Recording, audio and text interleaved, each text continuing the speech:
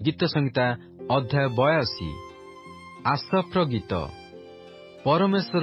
ପରମେଶ୍ୱରଙ୍କ ମଣ୍ଡଳୀ ମଧ୍ୟରେ ଠିଆ ହୁଅନ୍ତି। ସେ ବିଚାରକର୍ତ୍ତାମାନଙ୍କ ମଧ୍ୟରେ ବିଚାର କରନ୍ତି।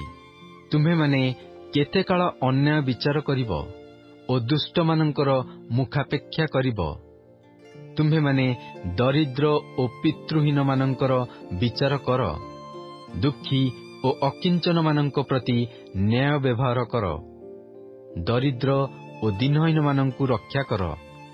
ଦୁଷ୍ଟଗଣର ହସ୍ତରୁ ସେମାନଙ୍କୁ ଉଦ୍ଧାର କର। ସେମାନେ ଜାଣନ୍ତି ନାହିଁ କିଏ ବା ବୁଝନ୍ତି ନାହିଁ। ସେମାନେ ଅନ୍ଧକାରରେ ଏଣେ ତେଣେ ଭ୍ରମଣ କରନ୍ତି। ପୃଥିବୀର ସକଳ ଭିତ୍ତିମୂଳ ବିଚଳିତ ହୁଏ। ମୁଁ କହିଲି, ତୁମ୍ଭେମାନେ ଈଶ୍ୱରଗଣ ଓ ତୁମ୍ଭେ ସମସ୍ତେ ସର୍ବପରିଶୁଦ୍ଧଙ୍କ ସନ୍ତାନ। ତଥାପି ତୁମ୍ଭେମାନେ ମନୁଷ୍ୟ ପରି ମରିବ ଓ ଜଣେ ଅଧିପତି ତୁଲ୍ୟ ପତିତ ହେବ।